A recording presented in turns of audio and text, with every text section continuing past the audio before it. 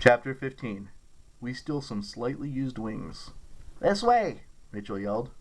"Why should we follow you?" Annabeth demanded. "You led us straight into that death trap." "It was the way you needed to go," Rachel said. "And so is this. Come on." Annabeth didn't look happy about it, but she ran along with the rest of us. Rachel seemed to know exactly where she was going. She whipped around some corners and didn't even hesitate at crossroads. Once she said, "Duck!" and we all crouched as a huge axe swung over our heads. Then we kept going as if nothing happened. I lost track of how many turns we made. We didn't stop or rest until we came to a room the size of a gymnasium, with old marble columns holding up the roof. I stood at the doorway listening for sounds of pursuit, but I heard nothing. Apparently we'd lost Luke and his minions in the maze. Then I realized something else. Miss O'Leary was gone. I didn't know when she disappeared. I didn't know if she'd gotten lost or been overrun by monsters or what. My heart turned to lead. She saved our lives, and I hadn't even waited to make sure that she was following us. Ethan collapsed to the floor. "You people are crazy." He pulled off his helmet. His face was gleamed with sweat. Annabeth gasped. "I remember you. You were one of the undetermined kids in the Hermes cabin years ago." He glared at her. "Yes, and you're Annabeth. I remember." "What happened to your eye?" Ethan looked away. I got the feeling that this was one subject that he would not discuss. "You must be the half-blood from my dream," I said. "The one Luke's people cornered. It wasn't Nico after all." "Who's Nico?" "Never mind," Annabeth said quickly. "Why were you going to join up on the wrong side?" Ethan sneered. "There is no right side. The gods never cared about us. Why should I?" "Sign up with an army that makes you feel like you want to fight to the death for entertainment? Gee, I wonder." Ethan struggled to his feet. "I am not going to argue with you. Thank you for the help, but I'm out of here."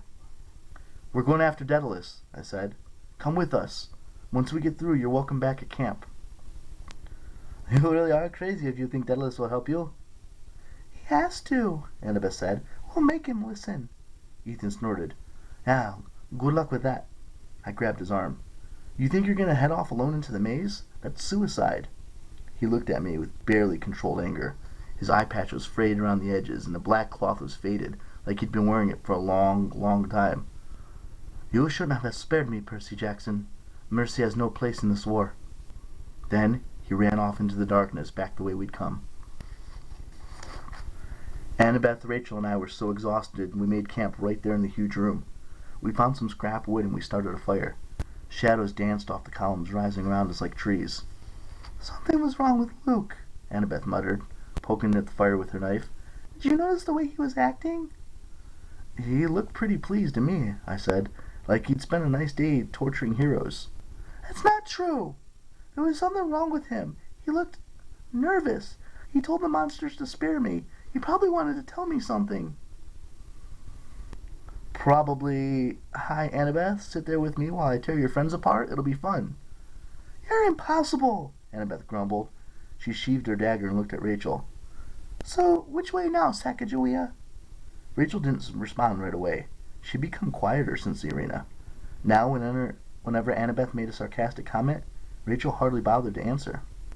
She'd burned the tip of a stick in the fire and was using it to draw ash figures on the floor, images of monsters that we'd seen. With a few strokes, she caught the likenesses of a Tricane perfectly. "We'll follow the path," she said. "The brightness on the floor." "The brightness on the floor that led us straight into a trap?" Annabeth asked. "Lay off her, Annabeth," I said. "She's doing the best she can." Annabeth stood. "The fire's getting low. I'll go look for some more scraps while you guys talk strategy." She marched off into the dark shadows. Rachel drew another figure with her stick, an ashy Antaeus dangling from the chains. "Annabeth's not usually like this," I told her. "I don't know what her problem is." Rachel raised her eyebrows. "Are you sure you don't know?" "What do you mean?" "Boys," she muttered. "Totally blind." "Hey, you don't have to get on my case, too. Look, I'm sorry I got you involved in this." "No, you were right," she said. "I can see the path. I can't explain it, but it's really clear." She pointed towards the other end of the room in the darkness. "The workshop is that way. It's the heart of the maze. We're very close now. I don't know why the path led through the arena. I'm sorry about that. I thought you were going to die." She sounded like she was close to crying. "Hey, I'm usually about to die," I promised. "Don't feel bad." She studied my face. So you do this every summer? Fight monsters, take the world? Do you ever do normal stuff? I never really thought about it like that. The last time I had something normal, it had been, well, never. Half-bloods get used to it, I guess. Or maybe you don't, but I shifted uncomfortably. What about you? What do you do normally? Rachel shrugged. I paint. I read a lot.